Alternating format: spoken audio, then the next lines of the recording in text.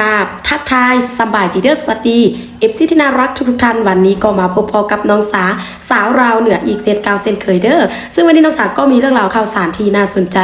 นำมาเสนอให้ทุกท่านได้รับชมและรับฟังนำกันอีกเช่นเคยซึ่งว่าเรื่องราวข่าวสารที่เราจะมาพูดคุยกันในวันนี้นะคะทุกคนก็ได้มีพี่ FC คนไทยท่านหนึ่งนะคะซึ่งเขาได้ส่งข้อมูลนี้มาให้แอดในเมื่อได้เห็นแล้วก็โอ้โหถึงกับตะลึงเลยนะคะทุกคนซึ่งแอดก็ไม่เคยรู้มาก่อนเลยนะคะว่ายูทูบเบอร์สายบุญทางฝั่งลาวนะคะทุกคนทำไมถึงรวยขึ้นไวทันตาเห็นเพราะแบบนี้นั่นเองใช่เรื่องจริงหรือไม่นะคะทุกคนในคลิปนี้มีคำตอบค่ะซึ่งว่าคุณลุงจากฝั่งไทยนะคะเขาพูดความจริงถึงยูทูบเบอร์สาวลาวอยู่ฝั่งไทยซึ่งว่าเป็นสายบุญนะคะทุกคนทำไมถึงรวยขึ้นไวทันตาเห็นเพราะแบบนี้เองหรือซึ่งว่าแอดได้รู้ได้ฟังแล้วก็โอ้โหถึงกับอึ้งแล้วก็ทึ่งมากเลยนะคะไม่นึกว่าจะเป็นแบบนี้นะคะทุกคนซึ่งว่าจะเป็นยังไงพวกเราไปรับชมพร้อมกันนะคะแต่ก่อนจะรับชมคลิปวิดีโอนี้น้องสาก็ขออนุญาตหลายๆเด้อมาทางช่องของผู้เฒ่าเราให้ฟังที่น้องสาจะได้นำเอาคลิปวิดีโอดีๆของเขาแบบนี้นะคะมาเผยแพร่ต่อให้ FC ทุกคนได้ดูซึ่งว่าหลังจากจบคลิปวิดีโอพวกเราก็มาซ่องมุมมองของชาวไทยและก็ชาวลาวนะคะว่าพวกเขาจะมีมุมมองและความคิดเห็นยังไงซึ่งเรื่องราวและรายละเอียดจะเป็นยังไงไปรับชมคลิปวิดีโอนี้พร้อมๆกันเลยค่ะแล้วแต่ละเคสมันไม่ได้ลบไปไหนได้เว้ยคนทำก่อนมีเคสมากกว่าเป็นร้อยเคสแต่ละเคสนี่นะอันคนส่วนมากก็บ่ได้เบิ่งว่าเคสนี่ตั้งแต่โดนไปได้แล้วจักปีมาแล้วมันไม่ได้ลบอยู่ใน YouTube เนี่ยยิ่งช่องไหนคนสนใจดีมันก็จะขึ้นหน้าฟีดขึ้นมาให้เราเห็นมาเห็นคนมันบ่ได้เบิ่งคนใจบุญทั้งหลายเปิดมามันเต้นขึ้นมาหน้าจอเอาไปตาลิตนเห็นไหมเปิดเบิ้งโอนเงินให้เขามามับเอา100 200ไล่มีบัญชีมีคุยไล่ไปก่อนแอดไล่ไปเอาเดี๋ยวตนนอกผู้นี้ไหมเอาซื้อนมให้เราจะกระป๋อง2กระป๋องในตาลิตนแต่อาทิตย์นี้ไหมเจ้าได้ไปบ่เนี่ยบ่ล่ะเอาขอบคุณครับเขาก็สนุกโอนบอกว่าเงินในประเทศไทยเงินจากต่างประเทศลาวนอกอาณาจักรมีเยอะแยะคนรวยนอกอาณาจักรมีเยอะแยะโอนเข้ามาบ่มีผู้ใดตรวจสอบบัญชีเพราะว่ามันไม่ใช่บัญชีเหมือนประเทศไทยเนี่ยบัญชีของไผ่ของไอ้นางน้อยผู้นี้ที่คู่เขาก็จะเปิดซื้อบัญชีนี่ขึ้นมาทันทีนะโอนเข้าบัญชีนี้บ่เป็นบัญชียูทูบเบอร์บ่เป็นบัญชีของผู้ใดบัญชีของคนคนนี้หรือว่าบัญชีของคุณครูที่ดูแลรับผิดชอบนะพอเขาได้เงินพอประมาณแล้วก็หยุดปิดบัญชีปิดรับเขาจะบริหารจัดการเองเขามีผู้รับผิดชอบดูแลนะจากเคสว่าเด็กพ่อแม่กำลังลำบากยากจนกำลังป่วยนะเด็กน้อยก็บ่มีเงินไปโรงเรียนต้องแล่นมาหาอาหารให้พ่อให้แม่เงินมันเข้าเป็นล้านแล้วนั่นเสียให้มันให้เด็กน้อยไปก็หมดถิ่มซื่อๆเขาก็ได้ต้องจัดการต้องมีอสม.เป็นครูเป็นพยาบาลเป็นอีหยังก็แล้วแต่ในองค์กรนั้นไทยเฮาเนี่ยสิจัดการให้โดยบ่ปล่อยให้เขาใส่เงินตามลำพังที่แรกอยู่มันก็มีบทเรียนเหมือนกันนะก็ปล่อยให้เขาใส่เงินตามลำพังเงินเขา2 ล้าน3 ล้านจักไปซื้อรถโฟวินจักมีคนมายามจักมันอย่างเนี้ยเอาไปมาเงินก็หมดทิ้งไปเปล่าๆเพราะว่าคนจนไม่เคยเห็นเงินพันมีเงิน3 ล้านเข้าบัญชีภายใน2 มื้อ3 มื้อคนไทยก็เห็นแล้วว่าปล่อยไปว่าได้นะเขาก็มีผู้บริหารจัดการให้นะเป็นเคสไปเรื่อยๆบ่แม่นว่าเขาสิได้ใจแล้วไปเปิดไม่ไปหาไม่เลยบ่คือเล่าอาชีพของมันคือไปเปิดเคสใหม่ไปเรื่อยๆแสวงหาไปหาให้คนอื่นหาให้ด้วยเจอมากก็ไล่งานมาถ่ายรูปมาลูกพี่สิเอาเองเคสจังซี่เอาบ่ลูกพี่เคสจังซั่นเอาบ่ผู้บ่ทันเป็นงานก็เสนอมาก็เอิ้นกันไปเบิ่งเอิ้นกันไปเบิ่งเฮ้ยมึงขันซ้ำนี่ให้มึงเฮ็ดให้แรงเฮ็ดไปฝึกงานไปหยังไปเอิ้นกันไปเบิ่งเอิ้นกันไปเฮ็ดน้องแดงเฮ็ดมาจักปีแล้วน้องแดงนะน้องได้แน่อีกต่างๆนะเอาไปให้ไปจีบทั้งเทียกันเป็นสาวน้อยสวยงามน่ารักก็ไปจีบเขาไปนี่เอาของไปฝากเอาเงินไปฝากกล่องไผเป็นไผบ่ได้เป็นการเฮ็ดงานอีหยังถ้ารับของฝากถ้ารับเงินใบละ500ใบละ1,000เคยได้เห็นบ่เงินใบละ1,000เอาผู้นั้นฝากมาผู้นี้ฝากมาคนไทยรวยมากของเล่นคนไทยนะนี่คือของเล่นคนไทยมีความสุขเพลิดเพลินขึ้นนกแก้วเขาก็บ่ว่าหยังดอกก็บ่ได้ว่าหยังสู้มีสู้ใดสู้ให้ไปสู้อยากให้แบบเล่นแบบมวนก็มีให้แบบเจตนาหาอยากได้เขาก็มี สิงเทาทั้งหลายก็อยากได้เขาก็มีมันมีหลายเจตนาที่เขาไปเนี่ยนะบางคนก็อยากได้เขาจริงจังจนไปหาเขาซื้อนั่นซื้อนี่ให้เหมือนกัน20,000 30,000สาวน้อยนะอันนั้นก็เครียดนึงแต่ว่าเขามือนี้เขาจะเว้าเรื่องสายบุญนะมันมีการจัดการแสดงละครการสคริปต์อย่างต่างๆนี่นะเด็กน้อยล่าตะกี้ไหวบ่เป็นขอบคุณบ่เป็นซุมื้อนี่มันมีพ้วยไปให้เลยเอามึงทองคำขอบคุณเป็นหน้ากระดาษให้อยู่ดีมีสุขให้ท่านเจริญร่ำรวยให้พ่อนั่นแม่นี่อย่าอยู่ดีมีสุขมั่งคั่งมันไหลไปซอออดหลอดนะค่ำซ้ำนั่นล่ะทองได้ซ้ำนั่นล่ะได้บ้านเป็นหลังได้บ้านเป็นหลังครับก็เพราะว่าหยังก็เพราะว่าผู้เขานำไปเฮ็ดเนี่ยเขามีประสบการณ์สูงกว่าผู้บริจาคไอ้ผู้บริจาคเนี่ยครัวมาเห็นปุ๊บเงินเจ้าของมีพอดีถือเรียกน้ำอีหยังน้ำต่างๆถือกระเยื่อมเจ้าของเจ้าของเคยถูกเคยยากก็ให้เขาไปผู้ละเท่าใดก็แล้วแต่ฐานะของผู้ให้นะมันกัดล่ำรวยขึ้นมาล่ำรวยขึ้นมาเห็นกับตาจนว่าคนแลนน้ำโหน้ำตามน้ำจนมันไปประชุมจัดวันเกิดจนมันสารพัดที่จะเฮ็ดจนมันจะเป็นอันเปิดสอนได้แล้วไปผู้ใดอยากรวยผู้ใดอยากเป็นยูทูบเบอร์สายบุญมึงมาเรียนน้ำกูนะมึงว่าต้องไปยากหรือบัดนี้นะสร้างลูกศิษย์ไปเคสสำคัญจังค่อยไปงานยุ่งงานมากงานเยอะผมไม่ว่างเพราะว่าเงินมันหลักแสนหลักล้านแล้วมันบ่ธรรมดาแล้วคนเขาอยู่หลักล้านแล้วเล็กๆน้อยๆก็ให้แรงให้ลูกน้องไปเฮ็ดจังซั่นเด้อเฮ็ดจังซี่เด้อมันเป็นผู้จัดการใหญ่มันมีสายบุญยูทูบเบอร์เป็นลูกน้องเป็นแหล่งเคลียร์กันแล้วผลประโยชน์เขาแบ่งกันแล้ว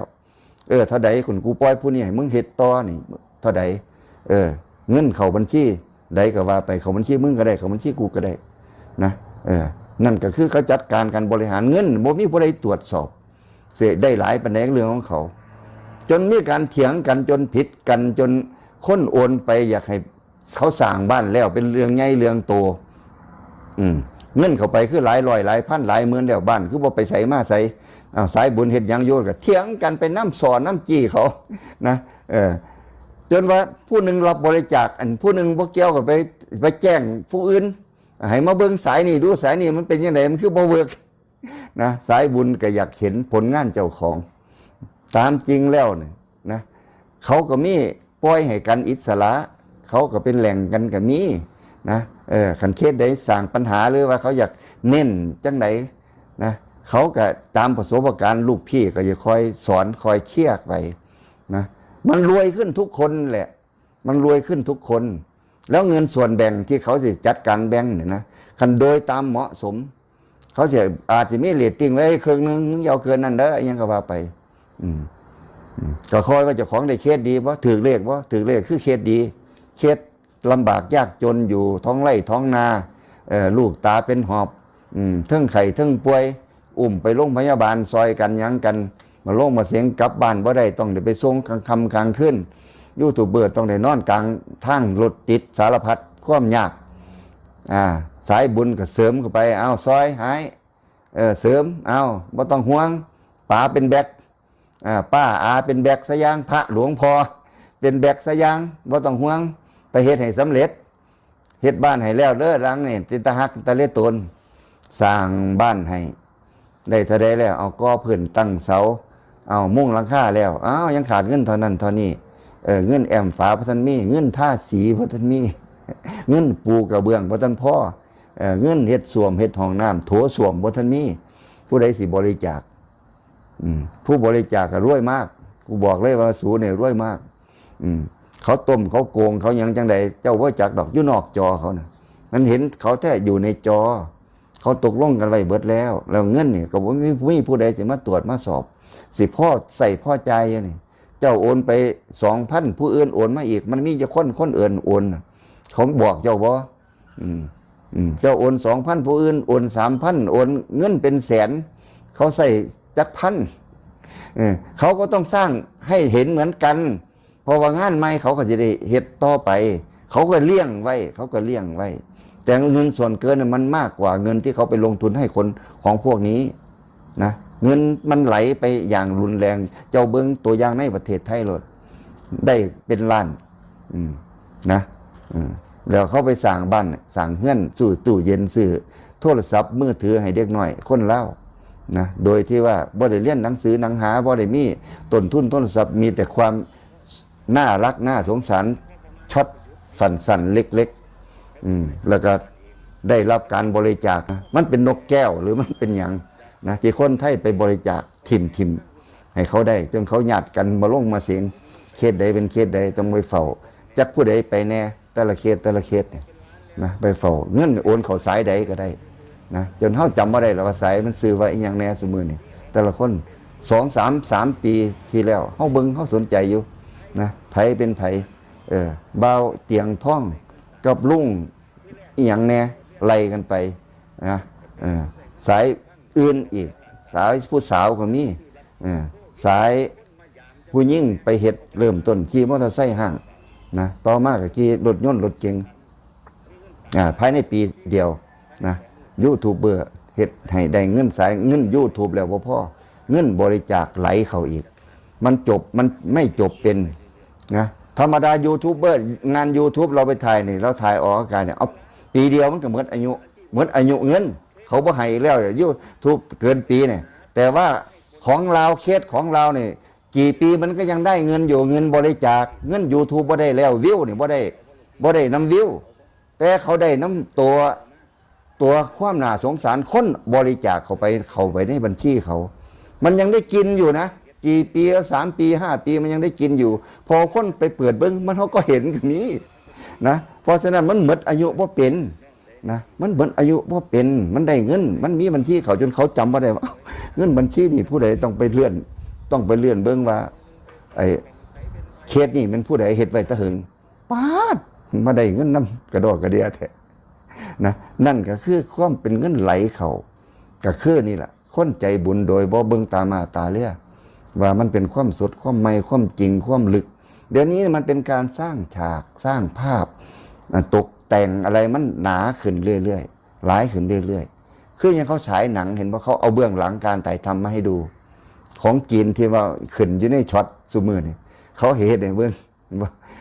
จีนลบกันดบฟันดาบยังกันนี่มันอยู่ในเฟรมเนี่ยมันโอเคมันตื่นเต้นน่าตกใจน่ากลัวขวัญหาย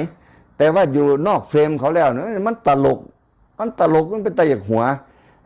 มันอยู่ในเฟรมมันนอกจอเขาแล้วเนี่ยนะว่าล่ะนั่งสแตกเราสแตกเบียร์กันมวนแตกจนอยู่พุ่นเมื่อเขาเฟรมแล้วเขาก็ต้องให้มันดูดีนะขันสั้นเขาก็ตัดออกนะเพราะว่าเฟรมเขามันมีราคาอยู่ในเฟรมเนี่ยภาพอยู่ในเฟรมภาพเนี่ยมันมีราคามันจะทำเงินได้ไม่รู้กี่ปี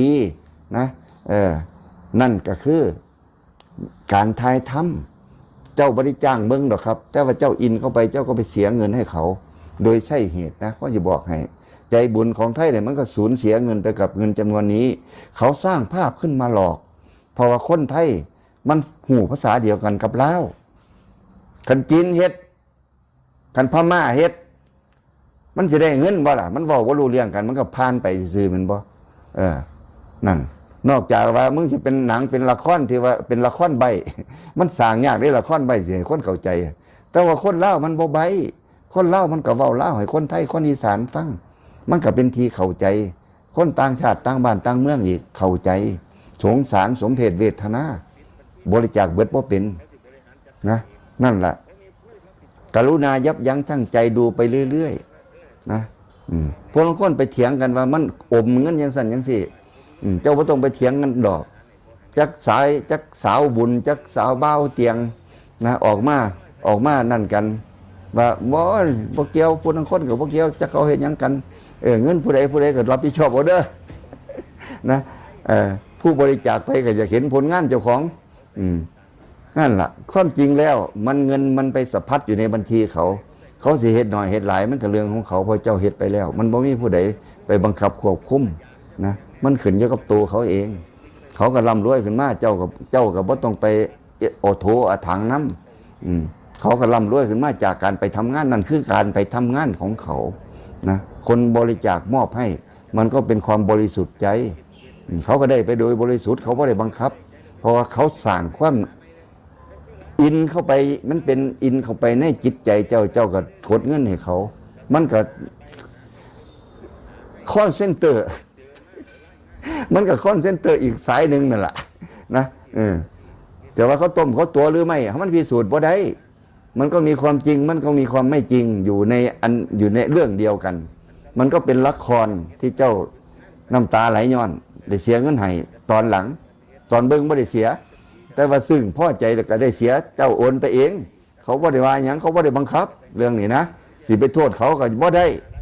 โทษเขาบ่ได้แฮงได้เงินหลายเขาก็ต้องแฮงเฮ็ดคนเขาก็ต้องหลายขึ้นที่คิดวิธีนำเสนอมันก็ต้องหลายขึ้นเพราะว่าเงินมันเป็นรายได้มันเป็นอาชีพนะเจ้าสิไปเที่ยวโทษเขาบ่ได้เจ้าสิเบิ่งเพื่อความบันเทิงซะตินะนี่เจ้าจะคือว่ามันสื่อสัตว์มันยุติธรรมมันได้บุญอย่าเอามาปนกันมากมายนะหลงเจ้าหลงประเด็นผู้บริจาคนี่เราหลงประเด็นหลงความเป็นจริงว่าเขาไปถึงไหนแล้ววิวัฒนาการของเขาน่ะบ่ว่าสายบุญบ่ว่าสายเด็กน้อยบ่ว่าสายสาวอยากจีบผู้เบาเฒ่าอยากได้อย่างต่างๆน่ะมันล้วนๆทั้งนั้นแหละคือยันอยากได้เงินจากคนโดยวิธีนี้มันง่ายนะมันง่ายมันได้เยอะนะแล้วเจ้าบ่เห็นดอกนอกกรอบเขานอกเฟรมนอกเนี่ยเขามีจักจอโซเชียลเขามีจักอันเขาบอกเขาผู้ใดเขาบอกจักคนบัญชีเขามีจักอันมันสืบว่าได้ตามว่าได้ของพวกพวกนี้คันผู้ใดอยากเล่นอยากหัวอยากเข้าไปก็ต้องยอมรับว่าตัวเองเนี่ยผิดพลาดโอนไปแล้วเสียเงินไปแล้วนะกับนั่นคือความสุขเจ้าของตอนที่ได้เฮ็ดผลมันจะออกมาจังไหนเจ้าจินตนาการบ่ได้ก็มันเรื่องของเจ้านะก็ไปเอาอยู่กับไอ้เฮฟวี่เรื่องสู้สาวนะเรื่องสู้สาวไอ้เฮฟวี่เรารับเคสอยู่ซุมื้อนะนั่นก็ต้องไปฟังเราซะก่อนบ่ว่าสิไปลอยเฮ็ดว่าเฮ็ดโง่เฮ็ดเงาไปถามเขาโอ้ยเจ้าบ่มาถามข่อยซะก่อนเนาะเรื่องจังซี่มันภาษาจังได๋แม่เห็นบ่ล่ะเรื่องลึกกว่านี้เขากับนั่นมาแล้วเนี่ยเสียเงิน 30,000 40,000ไปเอาไปหาสิเอาเงินขึ้นเอาหยังไปโอ้มันสายไปแล้วมันสายไปตั้งแต่เจ้ากดโอเคกดสำเร็จโอนเงินสำเร็จยืนยันจบนั่นมันก็คือจบเคสแต่มันจบไปแล้วนะคะทุกท่านสำหรับคลิปวิดีโอในเมื่อแอดได้ฟังแล้วก็โอ้โหซึ่งว่าไม่นึกเลยนะคะว่าจะเป็นแบบนี้นะคะทุกคนซึ่งว่าแอดก็ไม่เคยรู้มาก่อนเลยนะคะได้มีพี่ FC คนไทยท่านหนึ่งนะคะซึ่งเขาได้ส่งมาให้แอดก็ได้เอามารีแอคให้ทุกคนได้ดูนะคะท้ายนี้นะคะถ้าหากว่า FC ท่านไหนที่เข้ามาดูก็สามารถแสดงความคิดเห็นใต้คอมเมนต์ได้นะคะเพื่อเป็นการแลกเปลี่ยนความคิดเห็นซึ่งกันและกันค่ะท้ายนี้นะคะนุสาก็ขอขอบคุณ FC ที่น่ารักทุกท่านที่ให้การติดตามรับชมด้วยดีตลอดมาและตลอดไปท้ายนี้นะคะนุสาก็ฝากช่องนุสาสาวราวเหนือด้วยนะคะฝาก FC ทุกท่านช่วยกดติดตามกด Subscribe กดไลค์กดแชร์เพื่อเป็นกำลังแห่งใจในการทำคลิปวิดีโอต่อไปสำหรับคลิปวิดีโอนี้ขอกล่าวคำว่าสวัสดีจ้าบ๊ายบาย